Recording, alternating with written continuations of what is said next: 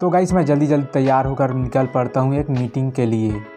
और ये है मेरा एक साथी जिसके बिना मैं कहीं भी नहीं जाता। और गाइस ये है मेरी मम्मी जो अभी झाड़ू बना रही है। और गाइस मैं जा रहा हूँ अभी बस्ती कुछ दोस्तों से मिलने।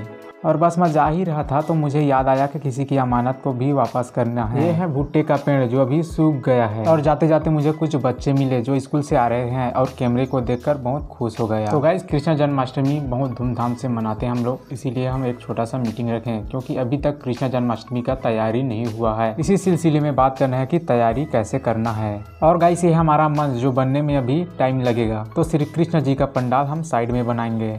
तो गाइस वीडियो बनते देखकर हमारे डीजे वाला भाई भी आ गया जो कि इन्हीं के सेटअप हमारे कृष्ण जन्माष्टमी में लगेगा।